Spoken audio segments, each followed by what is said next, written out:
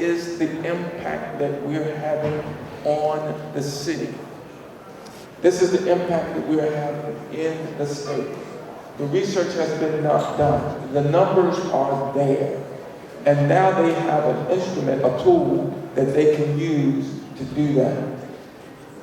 91% of the Open Works staff live in Baltimore City. Open Works produces, look at the number, 8 million in direct economic impact in Baltimore City annually. That's a number that catches the eye of people who are concerned about this. Has it been easy? And I want to say something, sort of throw this in because it will help us when we begin to think about this in a few minutes. I've heard this morning a lot of emphasis placed on urban development, urban entrepreneurship. And I want to mention this now because I think it's important for us to think about as we think about the impact, the potential impact of makerspaces. I'm from McDowell County, West Virginia, coal mining territory. McDowell County, West Virginia, is the most economically depressed county in the state. It has the highest rate of opioid addiction. In fact, it is the epicenter of the opioid crisis in America.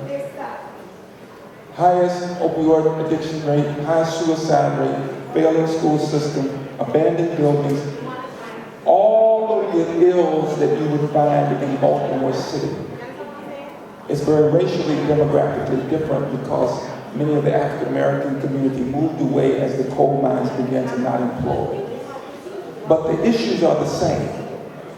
There's an HBCU in southern West Virginia, in Mercer County, the next county over, that both of my parents are alums of Bluefield State College. If you Google Bluefield State College right now, an article will come up that was done by NPR. And the title of the article is "The Whitest HBCU in America," because it's now 99% white. A historically black college and university because the African American community moved away. One of the things that we must do with solutions such as makerspaces is address some common issues that are in both urban and rural communities. They are exactly the same. Now, Bluefield is opening a makerspace in the town of Bluefield. They were identified as a prosperity hub by the Intuit Corporation. They beat out 900 other rural communities. So the reason I bring this up now is they made a trip to Baltimore. They toured Open Works. Jim Spencer, the Director of Economic Development, and Philip Eimel, who's the Dean of the Business School. Open Works is also doing work in Allegheny County, which is Western Maryland, which is a rural area. So again, the reason I bring this up is the power of partnerships and the power of collaboration.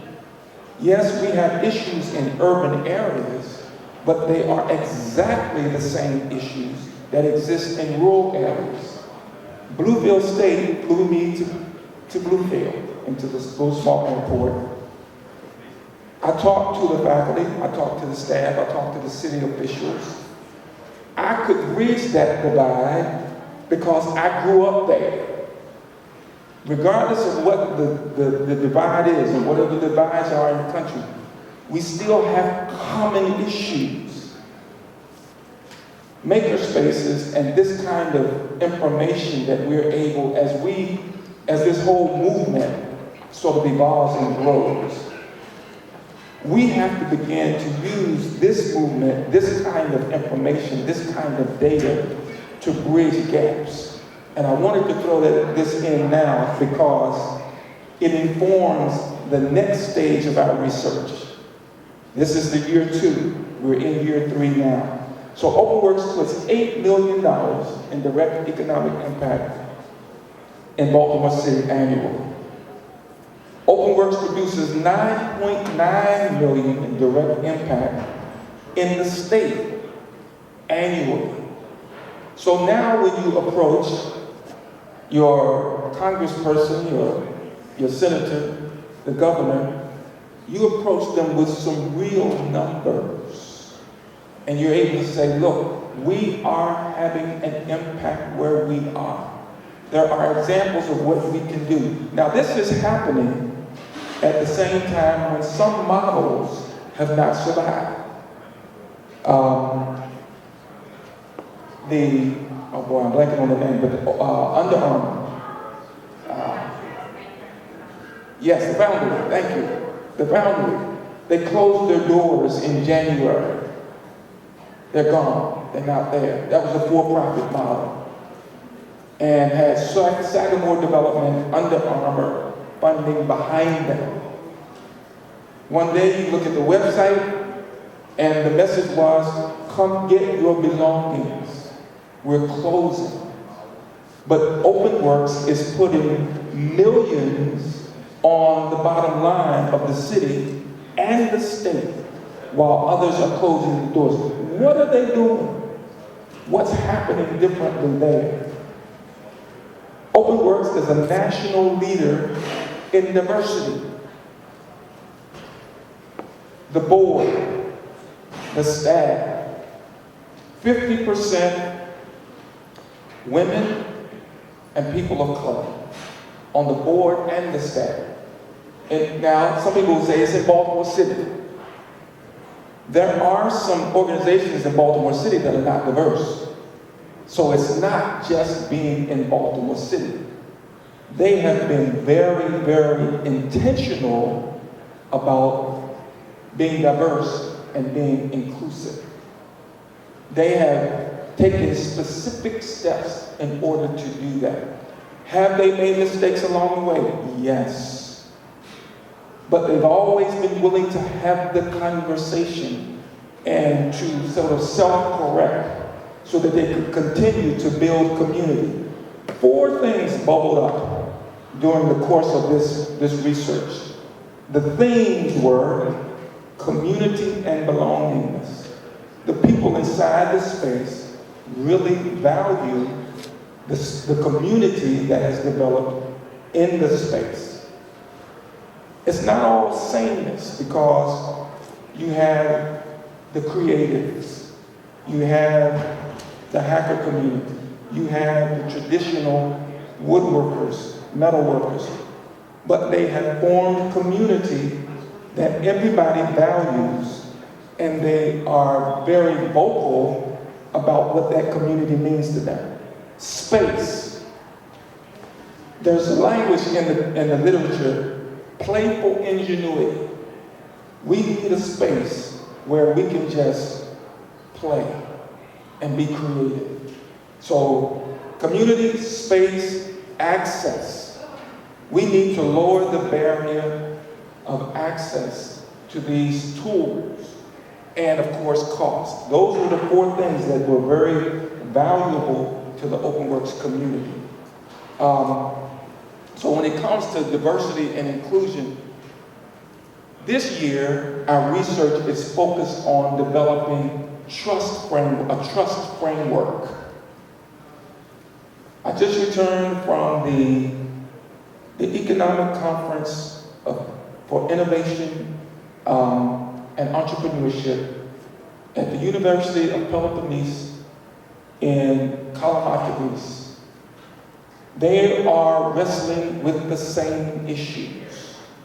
So it's not just what we're doing here in the US, these are global issues that we're dealing with.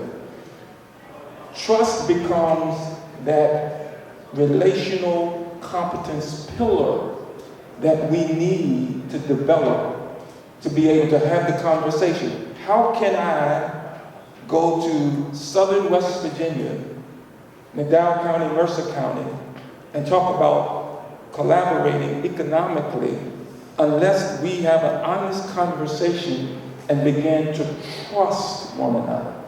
That means to be vulnerable enough to one another and transparent enough to one another to be able to have a conversation so we could move to some economic work, development work collaboratively. That's what we're doing now. But, okay, we've also had 1,800 young people on site through school outreach in 2018, last year. And OpenWorks is the largest incubator in Maryland, as ranked by the Baltimore Business Journal, with 350 members. So that is the descriptive part and the economic impact part of this study. Social impact-wise, with this kind of research, there are 3 areas that you focus on. One is, what are we learning? What is it that we are learning? What new information are we coming across? What artifacts are we leaving? This is an artifact.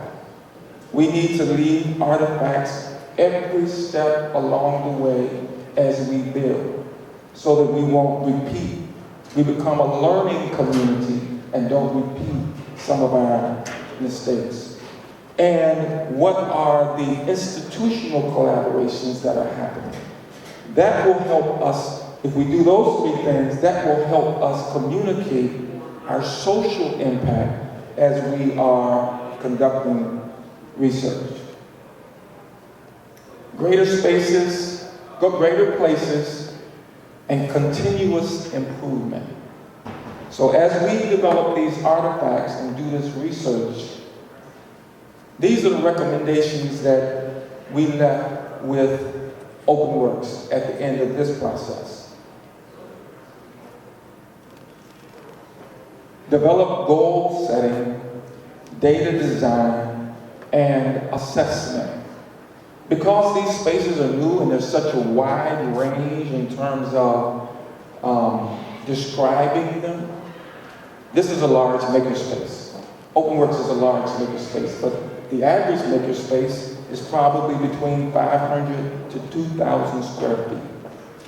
So we need to do some data design work so that as we collect data about these spaces, we're able to use that data efficiently and develop some benchmarks and some measures and some outcomes so that we can continuously improve.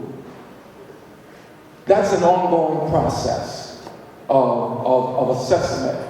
And as a higher ed person who has to go through the process of accreditation and all of that kind of work, this is near and dear to my heart. So that's what we're using this report for now, to improve on the data collection and data design aspect of what happens at OpenWorks. Sweat the small stuff. Detail, detail, detail. I'm not a detailed person. I'm a head in the clouds type person.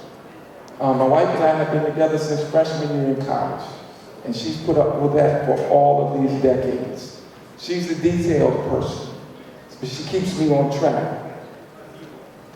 In these spaces, we have to make sure that we pay attention to the detail. And if that's not your lane, find somebody who does it well and let them do that. Build beyond the barriers. Have the conversation with those that are considered to be the other, whoever those others are. Make those rural, urban collaborations. The faith community, I heard that mentioned. I don't tell everybody. I pastor a small church in Baltimore. So I'm an academic, former business school dean, who happens to pastor a small church, so I know clergy. I take clergy on tours of OpenWorks so that their parishioners, the congregation, I started a sewing class in my church so they can graduate and go to OpenWorks. We're on about our 5th cohort. They can go get certified on the industrial machines, and they can then contract with some of the fashionpreneurs who work inside of OpenWorks. Or they can open up their own alterations business Now we're doing workforce development, but it's just that grassroots.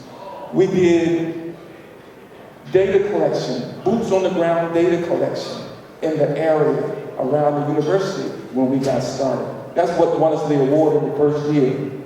I'm down to about 2 minutes, so I'm going to push forward. Develop revenue innovations, because you have to have dollars coming in. That's where OpenWorks is now after 3 years of operation. We're always looking for ways. There's a coffee shop in the lobby of OpenWorks, but there are other things that we can do to be innovative in terms of bringing in revenue. Scale, scale, scale. Look at ways to build, to broaden your reach, and leverage the sector impact. The biggest impact is on the education sector for OpenWorks right now. So leverage that. Connect with the school systems. Tell that story. Let them see the impact that you're having. Last point, this is our 2019-2020 project. Develop a trust framework for building a culture of inclusivity, belongingness, and economic viability. That quote, I have adopted that as my mantra. Trust is one of the fundamental factors that affects the wealth of nations. So we're using cultural intelligence, cultural competence, and transparency to develop an instrument that will assess trust so that we can at least have the conversation that allows us to work collaboratively towards some common economic problems.